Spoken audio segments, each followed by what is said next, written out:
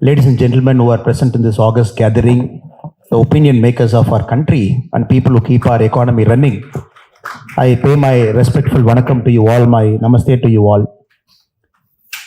It's not a very ordinary meeting. The Chief Commissioner of Income Tax for the Chennai Zone, Dr. Sudhakar Rao sir, is here personally. And busy people on New Year's Eve, you all have chosen at 4 o'clock to come here, assemble. Listen to the two experts who will be speaking after the inauguration ceremony, and also to the President of Institute of Company Secretary of India, C.S. Narasimhan sir, who just finished his presidential address, and also to all the eminent dignitaries who are sitting in the stage and off the stage. Pradeep B. Kulkarni sir, Chairman for the Southern Region of ICSI, Mohan Kumar sir, Program Director and Council Member ICSI, and all the other important dignitaries. Though I am not telling you by name, but you are very important for all of us, for this country, because you make sure the economy is growing, you guide the corporate sector in the right path, you keep the taxes flowing, and more importantly, because of the taxes that is collected, a country can govern itself. So that as a common man, it is my duty to thank you all for the service you are doing for this great country. And more importantly, the Institute of Company Secretaries of India doesn't need any introduction for itself. Close to 75,000 members and 250,000 students who are part of ICSI is just not an ordinary body. Right from the Honorable Prime Minister to the Honorable Finance Minister, everybody have graced your function at different occasions. But today, the National Tax Conference, the inaugural session that is happening in Chennai on January 2nd, 2025, is slightly more special. It is more special because the whole of country is eagerly were anticipating and waiting. Anna, thank you, Anna. Thanks, Anna. Super. The whole of our country is eagerly waiting in anticipation of the new direct tax code, DTC 2025, which we are expecting on February 1, 2025, the Honorable Finance Minister will present to the nation. This is a promise the current government, Honorable Finance Minister, has kept during the last budget. Based on that, the Central Board of Direct Taxes has constituted a committee, and the committee has also asked for suggestions from the common public how they should go forward. So every public, whatever class they belong to, everybody is eagerly waiting in anticipation. The middle class, we all know, is shouldering a huge burden, is shouldering a lot of responsibility for our nation's growth. If you look at the last 10 years, the Chief Commissioners have mentioned it, but still I'm reinforcing it more. If you look at the last 10 years, the kind of direct tax growth that has happened in our country, 2014-15, it was at 6,95,792 crore direct tax collection. For just concluded last year, 2023-2024, the direct tax collection stands at 19,60,000 crore. If you look at 10 years alone, from 6,95,000 crore to 19,60,000 crore, we have jumped. Just not an ordinary thing. If you look at the last 24 years, if somebody takes 2000 and 2001 as a base year, 2001, the direct tax collection was standing at 68,305 crore. And now it is at 19,60,000 crore. It is not 100%, 200% jump. In 24 years, the direct tax collection has jumped by 2,782%. I don't think any other country in the world would have seen this kind of a quantum jump.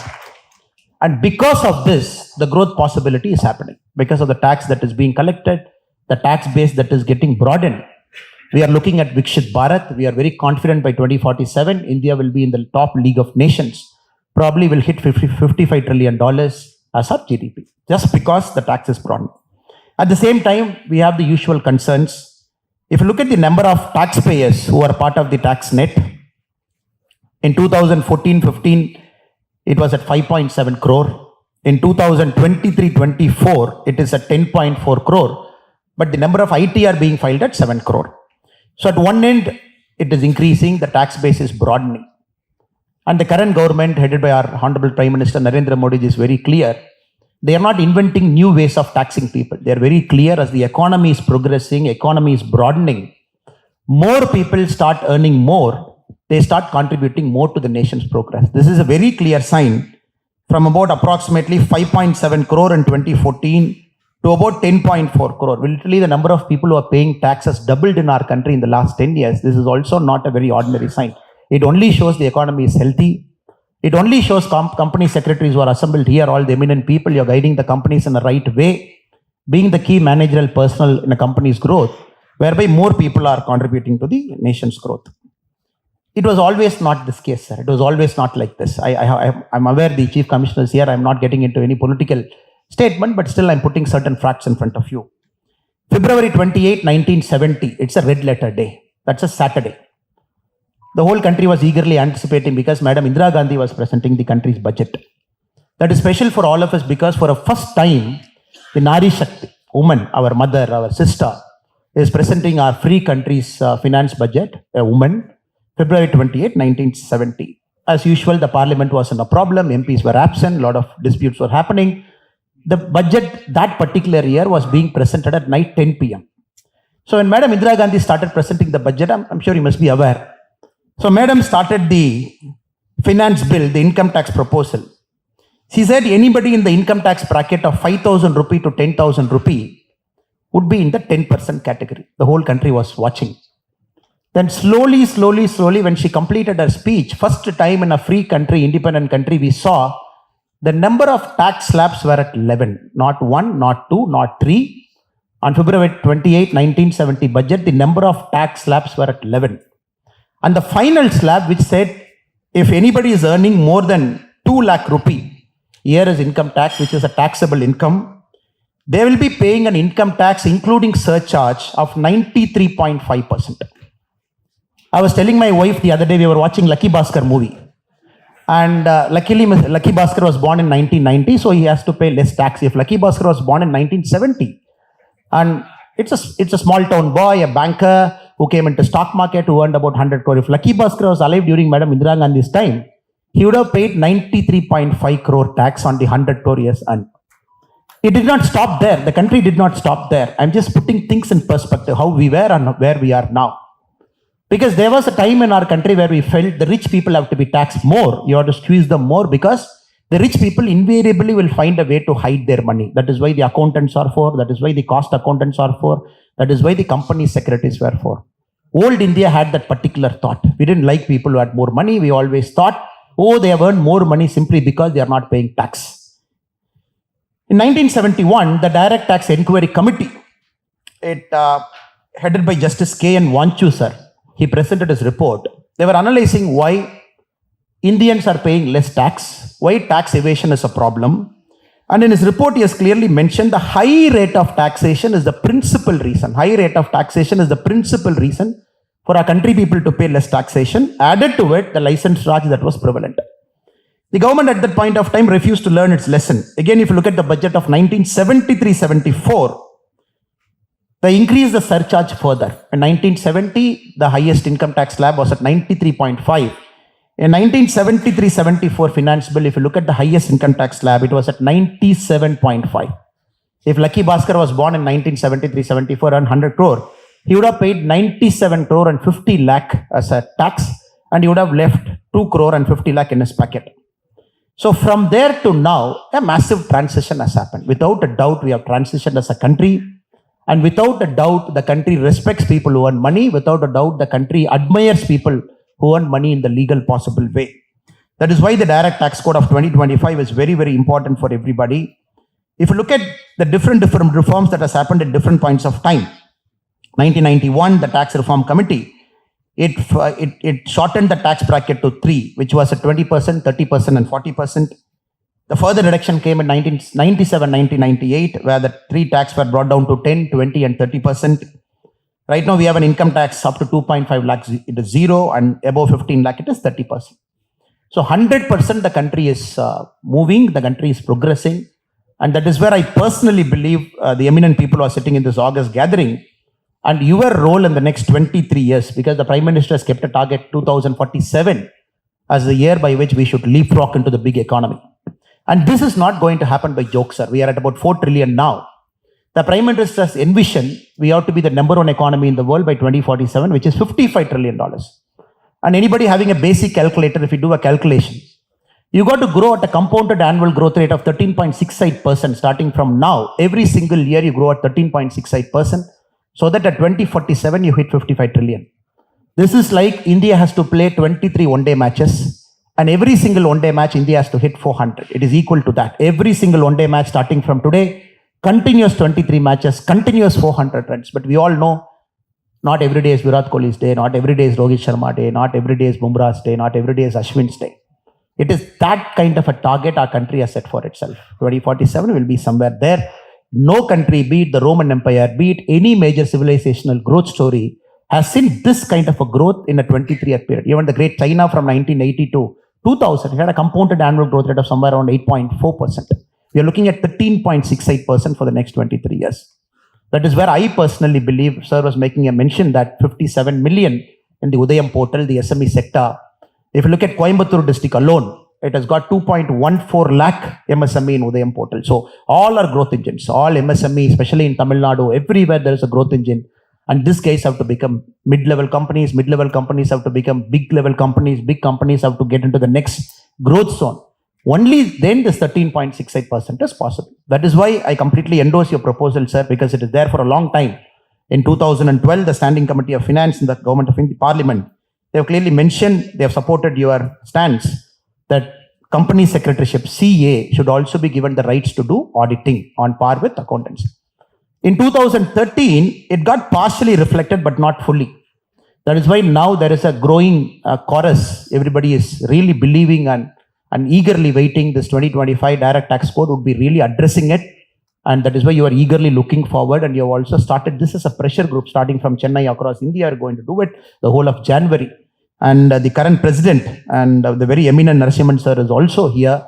And I hope and pray that he will get a good farewell gift on February 1, 2025, where in the direct tax code, you will get the CS on par with cost accountants, on par with the company accountants, so that all of you can do accounting, because country is growing and very few people can't handle that load. SMEs have to grow. That is why I wanted to put this in perspective. 13.68% growth means everybody has to fight. The second part, with a lot of humility, I want to present before you is the concept of ethics. Great companies are great because they chose to put ethics as the front of everything they do. I have this very favorite story of Starbucks. Starbucks is this famous coffee company where we all buy coffee. And 2 years back, there was an incident in a Starbucks company in the west coast of US. A guy went there, he ordered a cup of coffee, and typical of a coffee company, they want to ask, if I go there, my name is Annamalai, I say Anna. They write my name Anna. They say, once my Americano is ready, they call Anna.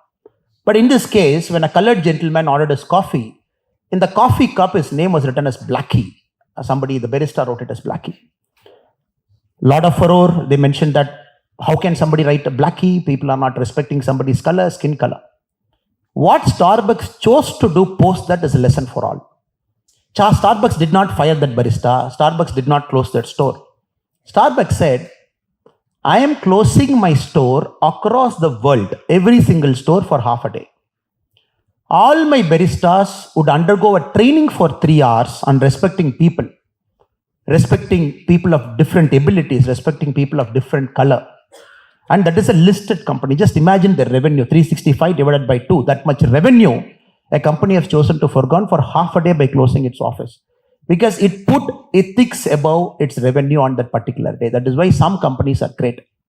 Now there is a growing concern in our country, the fast pace of growth, the startups, and Baiju being a classic example, a posted buy of startup which was valued at multiple billion. And now serious concern being raised about the money that is mobilized, the money that is spent, and the questions raised by the US regulators at different parts of the world. I thought with a lot of humility, I would like to present this before you, because you are the people in different parts in the company, seriously advising the board right up to the chairman and the people who run the daily operations. I only hope and pray that we seriously put ethics as the front of everything.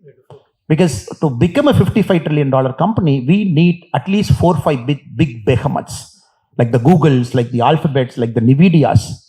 Each of this company traded $3 trillion. Nvidia is about 3.1, Alphabet is about 2.76 trillion, all big companies. So India needs big companies. There is no question about it. Other political parties, my friends from the opposition side, can keep hitting at certain corporate companies, but India needs big corporate companies, no question.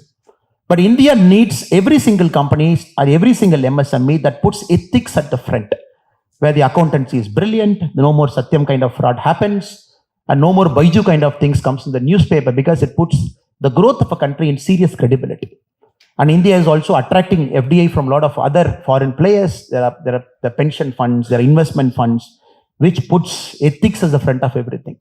So you are in that very important pivotal position. So that is, I thought, as a brother to you, maybe as a son to some of you here, that you will choose to advise them. Even a slow growth is okay, but it should be an ethical growth. This is something I thought that I should tell this August gathering, so that wherever you go, I'm sure you're very ethical. I'm sure you're advising people to be ethical, but the next level of growth story has to have ethics as the base, because we don't want the economy to crumble by some allegations or somebody coming after us at some point of time. And also it is a great sign that India is also having close to 220,000 people in the last income tax filing who have got more than 1 crore taxable income. 220,000 people with a taxable income of more than 1 crore. This is 5 times increase over the last 10 years, 2014 and 2024. 5 times the people who has got a taxable income of 1 crore has gone up. And last 1 lakh has joined in the last 3 years. From 1,20,000, we have jumped to 2,20,000 only in the last 3 years. And as usual, there are some states which are big performers. Maharashtra has got 1,24,800 crorepati taxpayers.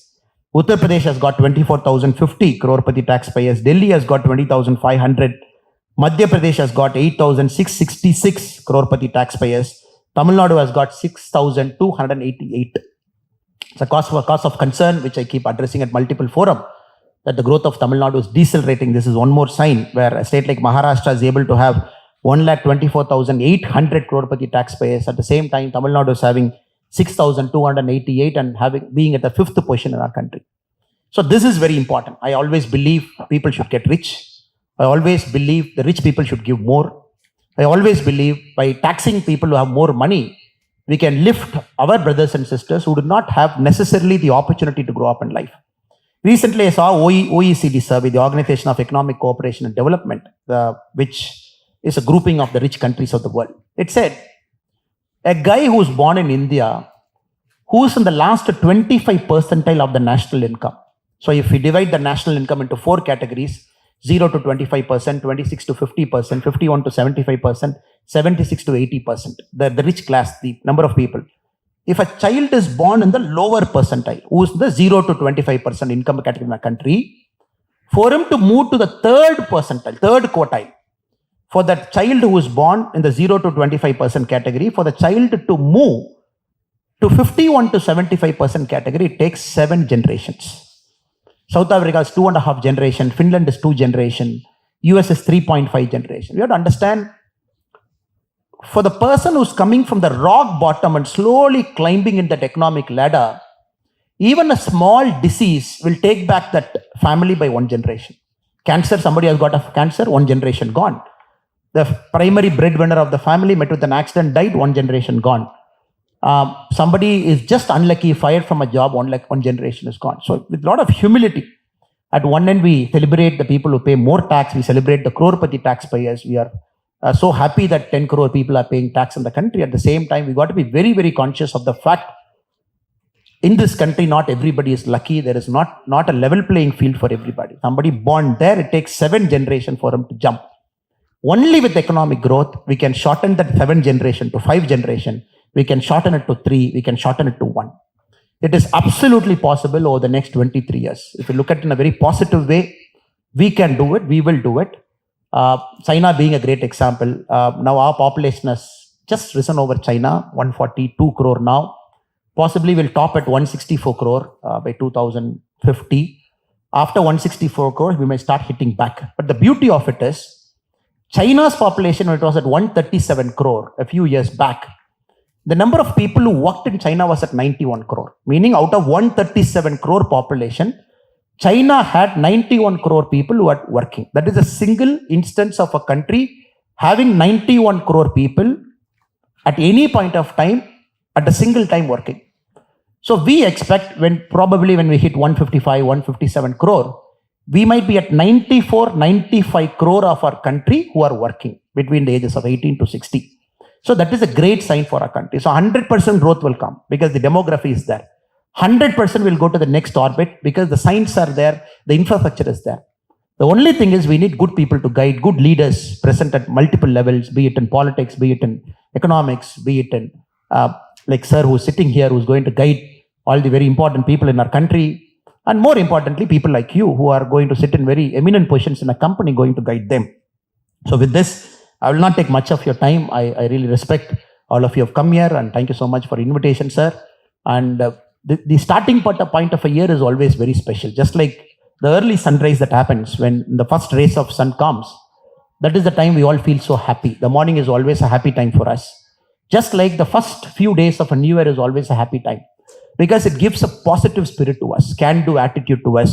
We don't carry the negativities of the past year. We just believe everything is possible. So I hope and pray 2025 may be a blessed year for all of you, professionally, personally. Let lot of good things happen to you with a lot of good spirits. You please unlock the animal spirit of this country for the growth, for the next level of trajectory, so that somebody born in the bottom 25% need not wait for 7 generations to climb up the economic ladder. That is in all of our hands. We'll make it happen. I also thank my colleagues who have come here, the senior leaders of my party who have come here, and all the eminent members who have come here. Thank you so much for the invite. Wish you a happy new year again. Thank you so much. God bless you all.